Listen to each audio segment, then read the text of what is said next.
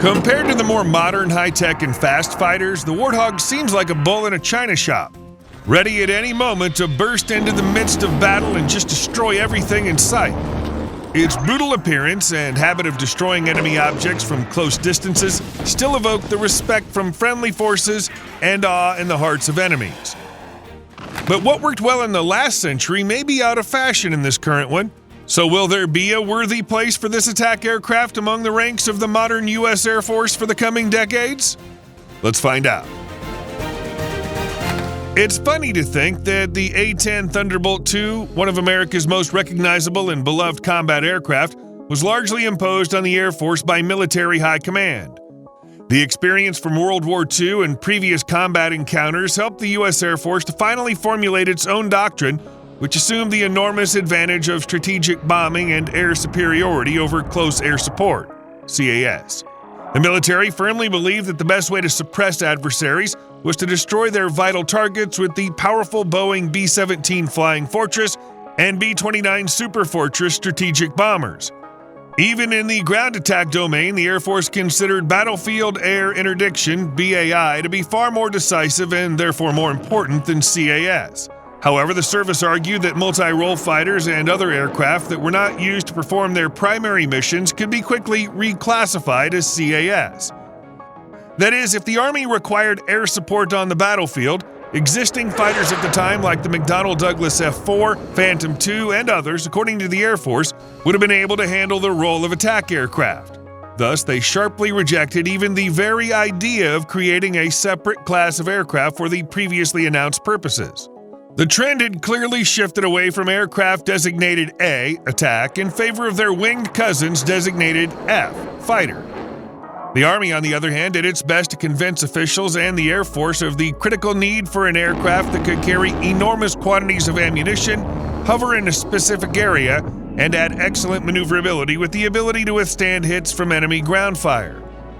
Moreover, by the early 1960s, the Army was evolving around new air mobility tactics and needed close air support capable of adapting to these very tactics. After the Vietnam War, the U.S. Air Force realized that the Republic F-105 Thunder Chief and F-4C fighters, not designed for close combat operations, were unable to provide the accuracy, survivability, and stability needed to effectively support troops on the battlefield. Therefore, they were forced to recognize the need for a specialized attack aircraft capable of operating at low altitudes and withstanding the most severe damage. Even World War II attack aircraft like the North American T-28D and Martin B-26 Marauder couldn't save the situation.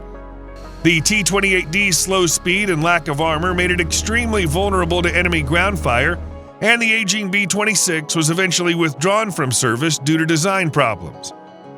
The best temporary replacement, albeit only partially, was the Douglas A-1 Skyraider, which could carry over 8,000 pounds of bombs, circle over a specific area of the battlefield, and quickly respond to calls for fire support.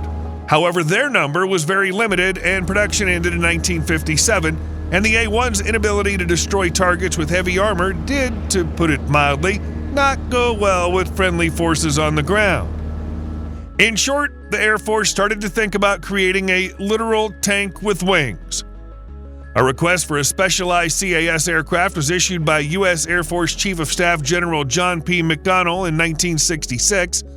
As the threat of Soviet armored forces grew and the need for all-weather offensive operations expanded, requests to contractors were revised several times by 1970, resulting in the primary requirement being that the aircraft be designed specifically for the 30mm rotary cannon.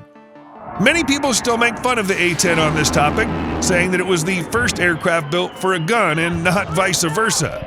In their request, the service also specified a maximum speed of 460 miles per hour with a mission radius of 285 miles, a takeoff distance of 4,000 feet, an impressive external load of 16,000 pounds, and then polished off all the once with a price tag of $1.4 million, which today would be a little more than $13.5 billion adjusted for inflation. The Air Force received offers from 6 manufacturers, but ultimately chose Fairchild Republic, signing a contract with them in 1973 for the production of the first 10 A-10s worth $159.3 million, or $1.13 billion today. In parallel with the production of A-10 prototypes, the Air Force commissioned General Electric to prepare the killer GAU-8A Avenger cannon and develop the TF-34 GE-100 engine for the Warthog. All this cost another $23.8 million and $14.5 million respectively, or $169.1 and $103 million today. Although the first production Warthog flew in October of 1975 and initial deliveries were shipped in March 1976, the aircraft became so in demand that in just 8 years, Fairchild had delivered 715 attack aircraft, including 2 prototypes and 6 test models. The flying tank carries 1,200 pounds of titanium bathtub armor up to 1.5 inches thick, which reliably protects the pilot, cockpit, and all vital systems of the vehicle, and is also one of the first mass applications of titanium in the aerospace industry. The same armor ensures that the Warthog can easily withstand direct hits from armor-piercing and high-explosive shells with a diameter of up to 23 millimeters and indirect fragments from 57 millimeter anti-aircraft shells. In a sense, the engineers were trying to create a self-healing aircraft.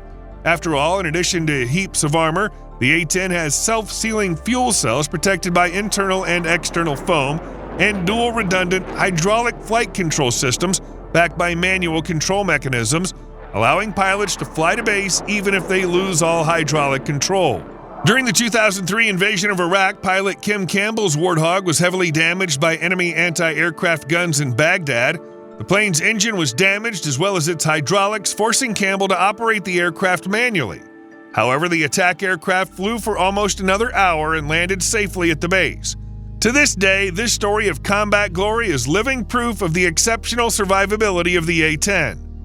Another significant point in the A-10's survivability score is the ability to be serviced and operated from field bases close to the combat zone, where damage to aircraft engines by foreign objects is more commonplace than rare. For that same reason, its engines have such an exotic arrangement. Other obvious advantages of such placement include the ability to maintain and rearm the aircraft without stopping the engine, as well as the direction of the exhaust above the tail, so as to not worry about being detected by enemy infrared surface-to-air missiles. The bulky and, according to some, even downright ugly design of the legendary attack aircraft was not chosen by chance. Many of its components are interchangeable and can be installed on either the right or left halves of the aircraft. So if today the U.S. Air Force gave awards for maximum savings on aircraft maintenance, the A-10 could easily take home an armful.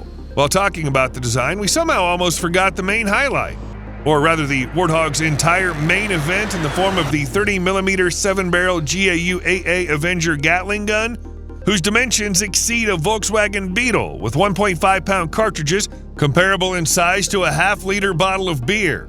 This gun fires up to 3,900 rounds per minute, shooting approximately 1 to 2 seconds per salvo to avoid overheating and save ammunition, and its ammunition load of 1,174 rounds is enough for 20 seconds of continuous fire at the maximum rate of fire. And believe me, if a 1 to 3 second burst of about 200 depleted uranium rounds doesn't solve your problem, then there's probably not much that will. The gun takes literally half a second to reach its maximum firing rate and is accurate enough to hit 80% of the targets in a small 40-foot diameter circle from a range of about 4,000 feet. And all this to the accompaniment of that well-known A-10. And if you, as a Warthog pilot, manage to use up all the ammunition for the Avenger, then you always have at hand, or rather under the fuselage, AGM-65 Maverick guided missiles, Hydra 70 unguided missiles, Mark 82 and Mark 84 bombs, GBU-12 Paveway 2 laser-guided and GPS-guided bombs, as well as the GBU-38 JDAM.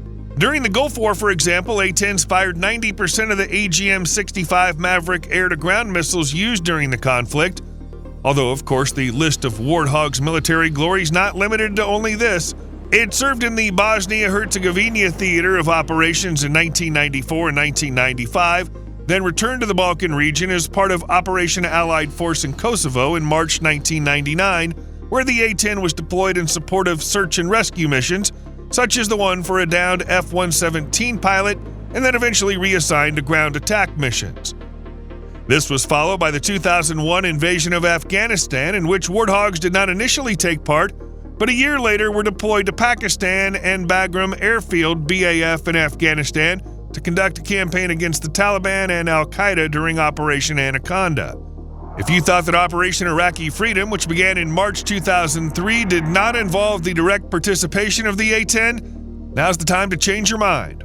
After all, at least 60 of these aircraft took part in early combat, and according to a declassified aviation company report for April 30th, 2003, these attack aircraft had an 85% combat effectiveness rating and fired 311,597 shells from their 30mm reserves during the invasion of Iraq.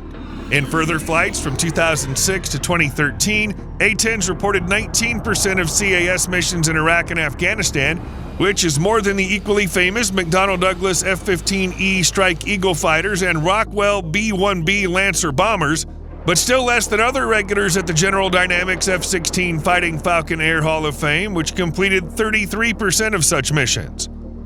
After several missions in Syria in 2015 to destroy more than 100 ISIS oil tankers as part of Operation Tidal Wave 2, and also providing CAS in Afghanistan in 2018, the need for the A-10 has slightly subsided.